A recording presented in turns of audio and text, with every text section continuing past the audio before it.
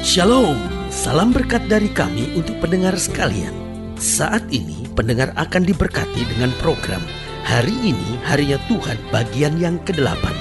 Sebuah program rohani tentang doktrin Alkitab yang menolong kita untuk semakin tertanam dalam kebenaran firman dan bertumbuh dalam kemuliaan. Bersama hambanya, Pendeta Gilbert Lumwendong, STH. Banyak orang merasa doktrin Alkitab sebagai sesuatu yang membingungkan. Tetapi tahukah saudara bahwa doktrin Alkitab intinya adalah memahami Alkitab dengan benar, dengan pemahaman yang sistematis, sehingga kita terus dapat tertanam di dalam kebenaran firman, sehingga kita terus bertumbuh di dalam kemuliaan Allah. Buka hati saudara sekalian untuk menerima berkat-berkat firman-Nya hari ini. Kalau kita bicara tentang domba, maka yang timbul dalam pikiran kita adalah seekor binatang yang tidak memiliki taring, tidak memiliki cakar, tidak memiliki sesuatu untuk melawan musuh yang menyerang dia. Seekor binatang yang mungkin kelihatannya tak berdaya menghadapi musuh, lalu dengan bulu yang tebal, berjalan dengan beban yang berat.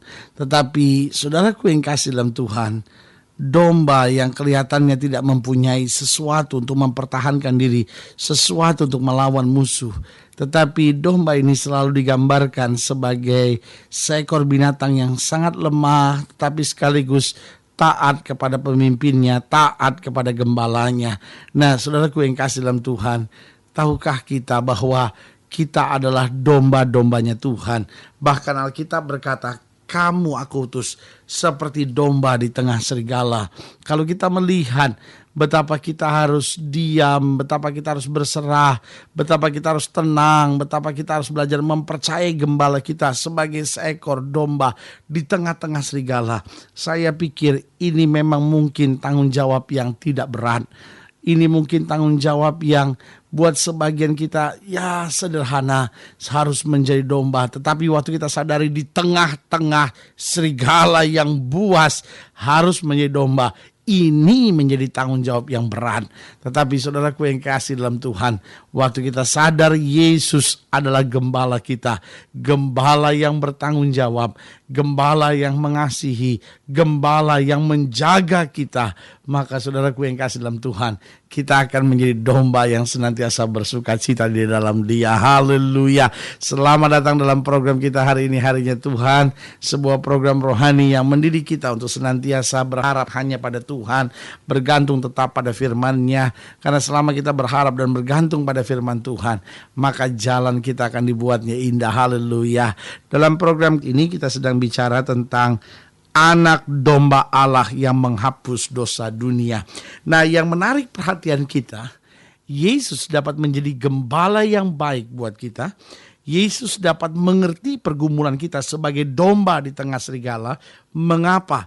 Karena Dia sendiri masuk ke dunia ini sebagai anak domba Allah yang menghapus dosa isi dunia.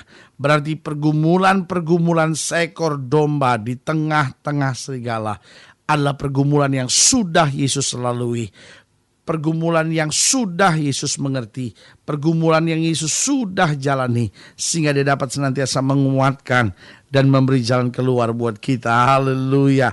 Nah, di dalam Yohanes pasal 1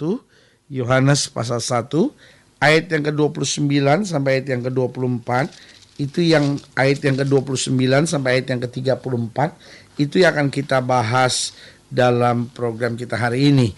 Yohanes pasal 1 ayat yang ke-29 sampai ayat yang ke-34. Demikian firman Tuhan.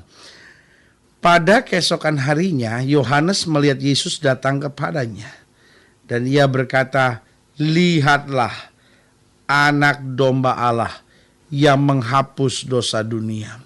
Dialah yang kumaksud ketika kukatakan, kemudian daripadaku akan datang seseorang yang telah mendahului aku, sebab Dia telah ada sebelum aku. Dan aku sendiri pun mula-mula tidak mengenal Dia. Tapi untuk itulah aku datang dan membaptis dengan air, supaya dinyatakan kepada Israel. Dan Yohanes memberi kesaksian, katanya, Aku telah melihat roh turun dari langit seperti merpati dan ia tinggal di atasnya. Dan aku pun tidak mengenalnya, tetapi dia yang mengutus aku untuk membaptis dengan air telah berfirman kepadaku, jikalau engkau melihat roh itu turun ke atas seseorang dan tinggal di atasnya, dialah itu orang yang membaptis dengan Roh Kudus. Dan aku telah melihatnya dan memberi kesaksian, ia inilah anak Allah. Saudaraku yang kasih dalam Tuhan, dengan tegas ketika pertama kali Yohanes Pembaptis melihat keadaan Yesus, dia berkata, inilah anak domba Allah yang menghapus dosa dunia. Nah, saudaraku yang kasih dalam Tuhan, lalu pelajaran apakah yang bisa kita ambil dari ungkapan Yohanes Pembaptis bahwa Yesus adalah anak domba Allah yang menghapus dosa dunia? Pelajaran apa yang bisa kita ambil dari perikop dari ayat yang 29 sampai 34 ini? Mengapa Yesus harus menjadi anak domba Allah yang menghapus dosa dunia? Yang pertama saya pelajari mengapa Yesus harus menjadi anak domba Allah. Pelajaran apa yang bisa kita ambil dari perikop ini? Yang pertama, bahwa tidak ada penebusan tanpa pencurahan darah. Tidak ada pengampunan dosa, tidak ada penebusan dosa tanpa pencurahan darah. Karena itu dalam zaman perjanjian lama, maka setahun sekali orang-orang percaya harus membawa korban di hadapan Tuhan. Binatang disembelih, darahnya dicurahkan. Dan mereka percaya bahwa darah ini bisa menutupi dosa mereka. Memang darah binatang dapat menutupi dosa. Tetapi saudaraku yang kasih dalam Tuhan, waktu Yesus sebagai anak domba Allah yang begitu dihinakan, yang begitu disengsarakan, Alkitab berkata wajahnya tidak serupa anak manusia lagi, tubuhnya tidak bisa dikenali lagi, tetapi dia tanggung semuanya bagi dosa kita.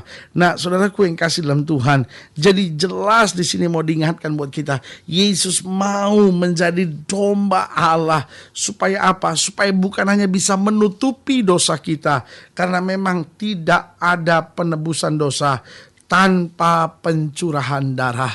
Berarti waktu darah telah tercurah, saudaraku yang kasih dalam Tuhan, kita bukan hanya ditutupi dari dosa-dosa kita, tetapi dosa kita disucikan. Haleluya.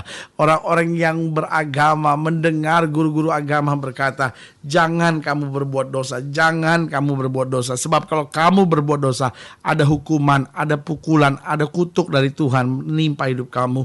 Tetapi saudaraku yang kasih dalam Tuhan, sebagai orang percaya kita bangga, kita bersyukur. Yesus telah naik dari kayu salib.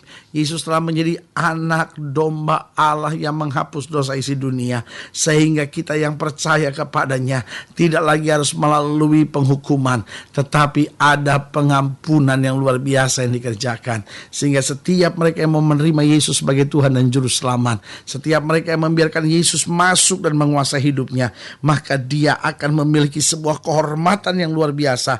Bukan hanya dosanya yang ditutupi, tetapi dosanya disucikan, dibasuh oleh darahnya. Yang kedua, pelajaran yang bisa kita ambil bahwa Yesus adalah domba yang suci. Mengapa dia bisa menjadi anak domba Allah satu kali untuk selama-lamanya? Karena darah binatang setiap tahun harus dipersembahkan, setiap tahun harus dipersembahkan. Tetapi saudaraku yang kasih dalam Tuhan, Yesus tak bercacat celah, sehingga waktu darahnya mengalir satu kali cukup untuk selama-lamanya. Berarti orang percaya datang kepada Bapa bukan lagi dengan kekuatan dan kemampuannya, tapi kita datang dengan darah yang tertumpah. Itu sebabnya waktu kita menerima perjamuan suci, kita angkat roti, kita angkat anggur, dan dari hati kita percaya bahwa roti ini adalah tubuh Kristus, anggur ini adalah darah Kristus yang ditumpahkan buat kita. Sehingga Yesus adalah domba yang suci, yang terpecah, tetapi sekaligus memberi jaminan yang kuat buat kita. Dan yang ketiga, yang terakhir, pelajaran apa yang bisa kita ambil dari kalimat Yohanes Pembaptis yang berkata, ini anak domba Allah yang menghapus dosa manusia. Dari perikop ini kita bisa belajar bahwa yang ketiga, bahwa dalam Yesus sorga itu pasti. Saudaraku yang kasih dalam Tuhan, kalau kita tahu dalam Yesus sorga itu pasti, berarti kita tahu segala sesuatunya sudah Yesus tanggung buat kita. Sorga itu pasti. Pertanyaan saya adalah, apa artinya sorga itu pasti? Apakah itu berarti nanti setelah mati baru saya punya kepastian? Tapi sementara saya di muka bumi, saya penuh dengan tantangan, saya penuh dengan goncangan, saya penuh dengan kekecewaan. Tetapi saudaraku yang kasih dalam Tuhan, sebagai hamba Allah kembali saya mau ingatkan buat saudara. Waktu kita tahu di muka bumi kita ada tantangan, di muka bumi kita ada kekecewaan, di tengah muka bumi kita melalui banyak pergumulan. Tetapi kembali saya mau ingatkan buat saudara, kalau sorga itu pasti, berarti bukan hanya nanti saya akan menerimanya, tapi sementara saya melewati pergumulan di muka bumi, suasana sorga telah menjadi bagian dalam hidup kita. Bahwa di tengah masalah kita berkata, Yesus menguatkan aku. Di tengah persoalan kita berkata, aku tahu mujizat akan datang tepat pada waktunya. Berarti setiap kita diingatkan kembali bahwa tidak ada pengampunan dosa tanpa pencurahan darah. Yang kedua, kita belajar bahwa Yesus adalah domba Allah yang menghapus dosa dunia. Dan yang ketiga, bahwa dalam Yesus sorga itu pasti. Nah, kalau kita bicara sorga, bukan bicara nanti, tapi sementara kita di muka bumi, suasana sorga itu telah kita rasakan. Haleluya. Nah, saudaraku yang kasih dalam Tuhan, jika saudara ingin dilayani lebih jauh, hubungi kami melalui telepon, hubungi kami melalui surat, kunjungi website kami. Karena kami ada untuk membawa Bapak Ibu Saudara senantiasa lebih dekat pada Tuhan, mengalami kasih kuasa mujizat yang luar biasa. Haleluya. Melalui program ini juga kami mau berdoa buat setiap saudara yang sakit, setiap saudara yang berbeban berat, setiap saudara yang ingin didoakan, setiap saudara yang gak punya kepastian tentang keselamatan. Lalu saudara mau mengundang Yesus sebagai Tuhan dan Juru Selamat. Saudara ingin suasana sorga ada dalam hidup saudara. Saudara boleh taruh tangan kanan saudara di dada dan kita doa. Bapa, dalam nama Yesus, hamba doa buat yang sakit, hamba doa buat yang berbeban berat, hamba doa buat setiap mereka yang sedang menghadapi kesulitan.